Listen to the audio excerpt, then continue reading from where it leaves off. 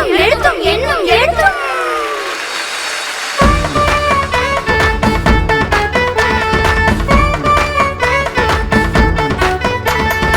என்னும் எழுத்தும் பத்தி தெரிஞ்சிக்க வாங்க கண்ணும் கருத்தும் வச்சு புரிஞ்சிக்க வாங்க அறிவின் ஒளியால் சிகரம் ஏற வாழ்க்கை முழுதும் உடன் வரும் துணை இது என்னும் எழுத்தும் பத்தி தெரிஞ்சிக்க வாங்க.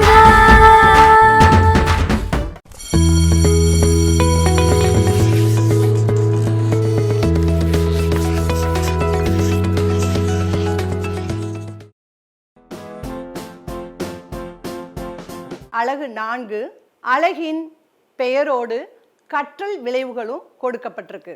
அடுத்ததாக ஆர்வமூட்டும் செயல்பாடு. ஆர்வமூட்டும் செயல்பாட்டில் இங்க ஒரு எளிய விளையாட்டு ஒன்று கொடுக்கப்பட்டிருக்கு. பந்து விளையாட்டு விளையாட போறோம். ஆனா சும்மா பந்தை போட்டு பிடிக்க போறதுல என்ன பண்ண போறோம்னா முதல்ல நான் நடுவில் நின்று என்னோட பேரை சொல்லுவேன். எப்படி சொல்வேன் தெரியுமா? ஒரு சைகை பண்ணிட்டு சொல்லுவேன். அப்புறம் என்ன பண்ணுவேன்னா யாராவது ஒருத்தருக்கு பந்தை தூக்கி போட்டுட்டு என் நண்பர் பேருன்னு சொல்லி அவங்களோட பேரை சொல்லுவேன். என் பேர் சுடரொளி, என் நண்பர் பேர் மாதேஷ்.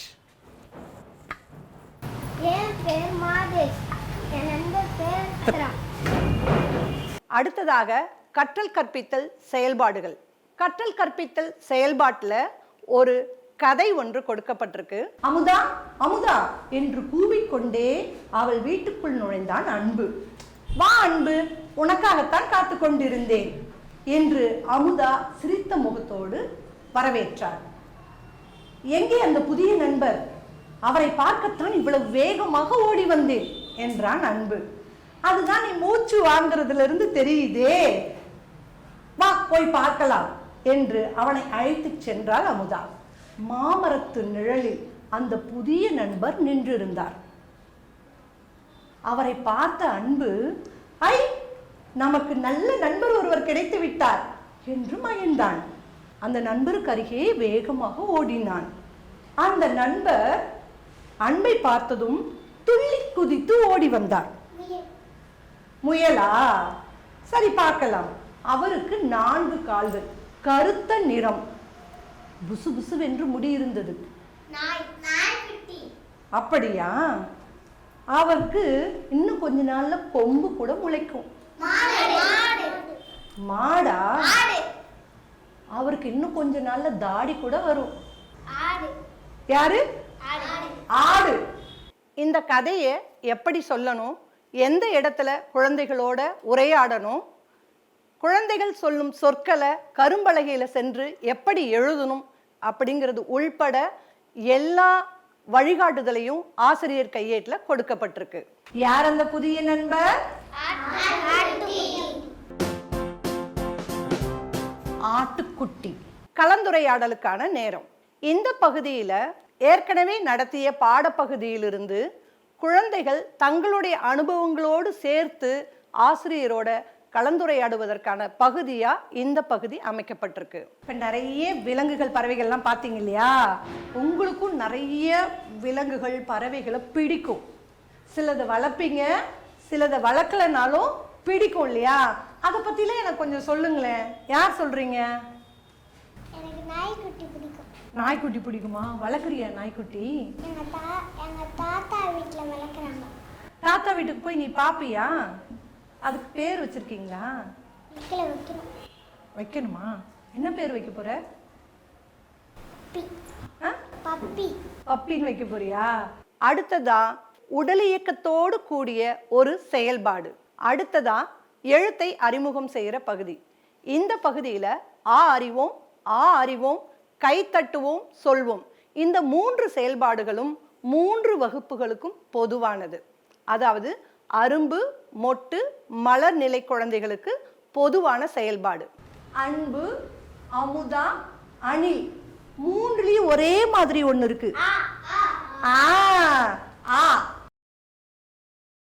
ஆட்டுக்குட்டி, ஆழ்வின், ஆலமரம். இதுல ஒரே ஒற்றுமையா இருக்கிறது என்னது?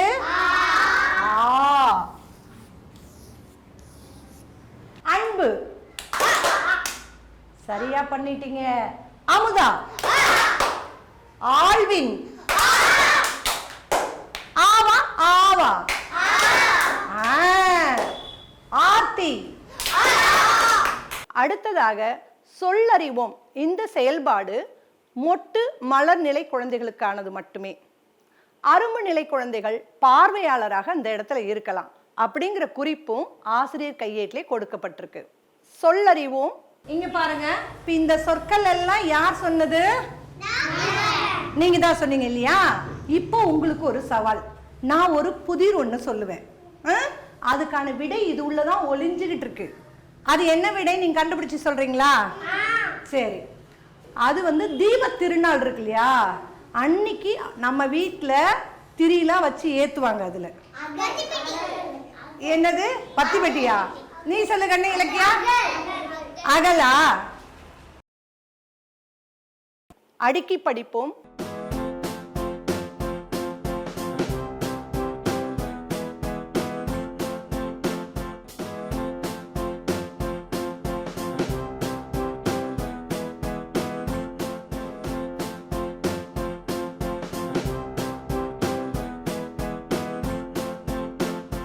சொல்லுக்குள் சொல். இன்னொன்னு நம்ம கண்டுபிடிக்க போறோம். கண்டுபிடிக்கலாமா? நீங்க எல்லாம் எப்படி கண்டுபிடிக்கிறீங்கன்னு பாக்குறேன். இது என்னமா? அகல். இது என்னது? கண்டுபிடிச்சீங்களே. இது அகல்னா இது என்னது? கல். இந்த 3 செயல்பாடுகளும் மொட்டு மலர் நிலை குழந்தைகளுக்கான செயல்பாடுகள். தனி வகுப்பாக இருந்தா, அதாவது அரும்பு வகுப்பை மட்டும் கையாளக்கூடிய ஆசிரியராக இருந்தா, அந்த முதல் 3 செயல்பாடுகளை மட்டும் செய்தால் போதுமானது.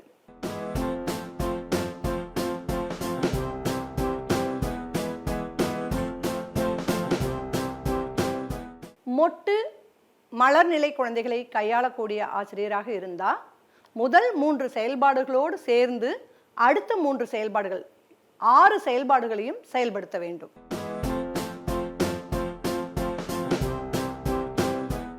இறுதியாக சிறகுகள் விரியட்டும் பகுதி. இந்த பகுதி வரும்போது குழந்தைகள் பயிற்சி நூல்களில் உள்ள பயிற்சிகளை செய்ய வேண்டும். பயிற்சி நூலில் என்னென்ன செயல்பாடு எந்தெந்த நிலையில் உள்ள குழந்தைகள் செய்ய வேண்டும் என்பதற்கான குறிப்பும் ஆசிரியர் கையேட்டில் உள்ளது. 4லிருந்து 7 வரைக்கும் இருக்கிற 4 அலகுகள்ல நாம உயிர் எழுத்துக்களை அறிமுகம் செய்யறோம். இந்த அறிமுகத்துல முதல் பருவத்தில் மட்டும் அரும்பு நிலை குழந்தைகள் எழுத்துக்களை மட்டும் மையப்படுத்தி நாம கொண்டு போறோம்.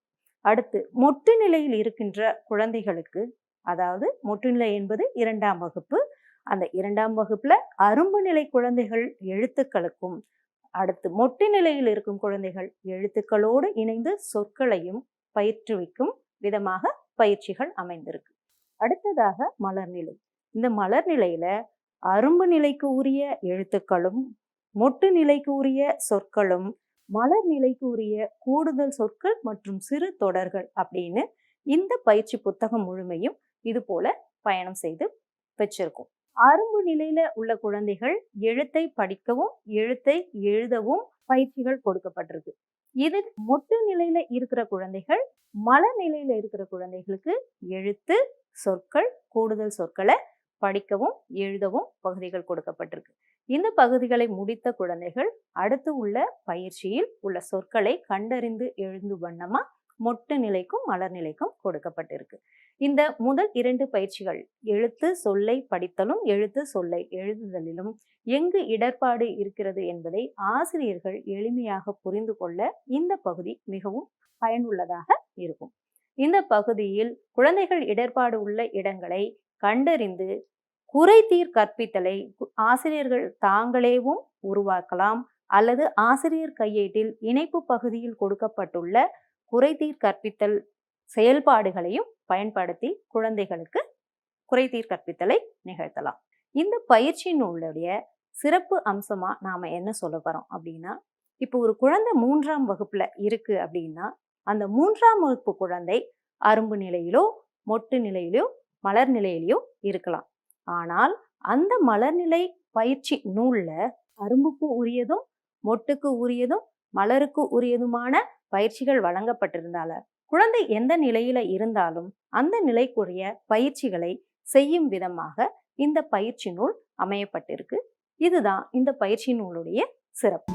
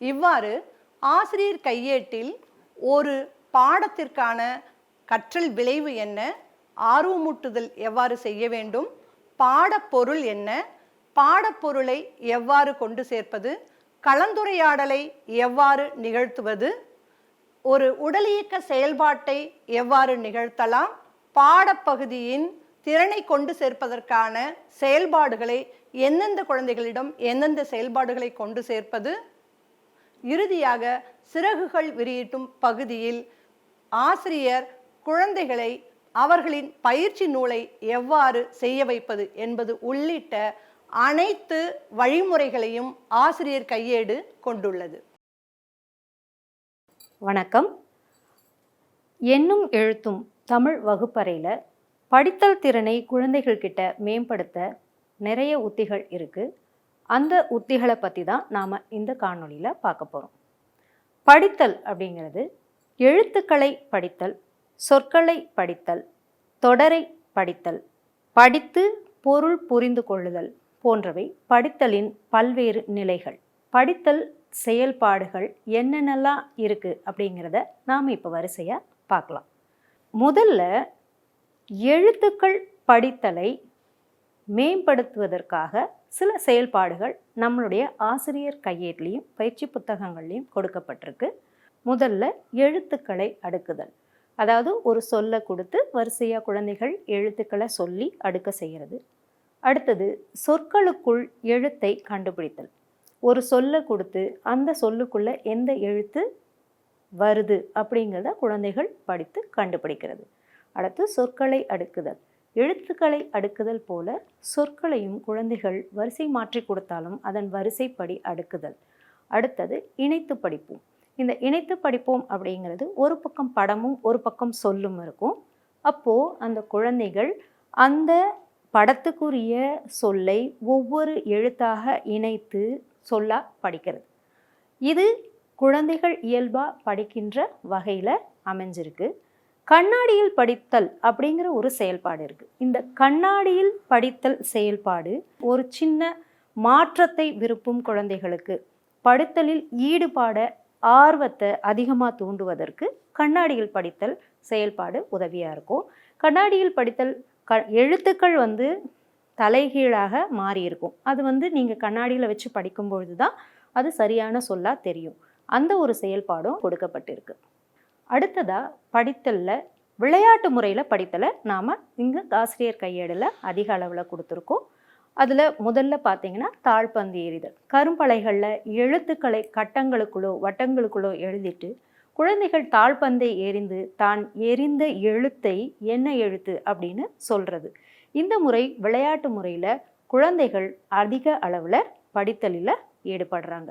அடுத்து வட்டத்தில் நிற்போம். வட்டத்தில் நிற்போம் அப்படிங்கிற விளையாட்டும் குழந்தைகள் வட்டத்தில் ஓடிக்கிட்டு இருப்பாங்க. நடுநடுவே எழுத்துக்கள் இருக்கும். ஆசிரியர் கூறும்போது சரியாக ஒலிப்பை கேட்டு வரி வடிவத்தை அறிந்து அந்த எழுத்தில் போய் நிற்கணும். அடுத்தது எழுத்து பூந்தொட்டி. எழுத்து பூந்தொட்டி, எழுத்து தோட்டம் இதெல்லாம் குழந்தைகள் கிட்ட எழுத்துக்களை படிக்கும் ஆர்வத்தை இன்னும் அதிகமாகவே தூண்டக்கூடியதாக இருக்கும். அது எல்லாத்தையுமே நம்முடைய வகுப்பறையிலையும் செயல்படுத்தும் விதமாக அமைஞ்சிருக்கு. அடுத்ததாக எழுத்துக்கு அடுத்து சொல். சொல்லில் பார்த்தீங்கன்னா சொல்லிக்கொண்டே குதிப்போம் அப்படிங்கிற ஒரு செயல்பாடு இருக்குது. அந்த சொல்லிக்கொண்டே குதிப்போம் எப்படி இருக்கும் அப்படின்னா, ஒரு சொல் இருக்கும். அந்த சொல்லில் ஒவ்வொரு எழுத்தும் ஒவ்வொரு வட்டங்கள் போட்டிருக்கும். அந்த வட்டத்தை அடுத்து பெரிதாக ஒரு வட்டம் போட்டிருக்கும். அந்த வட்டத்தில் ஒரு சொல்லை முழுமையாக கொடுத்துருப்போம். இப்போ குழந்தைகள் ஒவ்வொரு எழுத்தாக குதித்து கொண்டே சொல்லிக்கொண்டே போய் அடுத்து அந்த சொல்லையும் படிப்பாங்க. இது ஒரு விளையாட்டு செயல்பாடாக நாம் கொடுத்துருக்கோம். அடுத்து சேர்க்க நீக்க. சேர்க்க நீக்க, எங்கே எது போன்ற செயல்பாடுகளும் நம்மளுடைய ஆசிரியர் கையேட்டிலேயே கொடுக்கப்பட்டிருக்கு. இந்த செயல்பாட்டில் நாம் என்ன செய்கிறோம் அப்படின்னா, சொற்களை அட்டைகளில் எழுதி குழந்தைகளுக்கு முறை மாற்றி வைத்தோ அல்லது புதிய சொற்களை இணைத்தோ அல்லது இருக்கின்ற சொற்களை நீக்கிவிட்டோ குழந்தைகளுடைய படித்தலை விளையாட்டு மூலமாக மேம்படுத்துகிறோம்.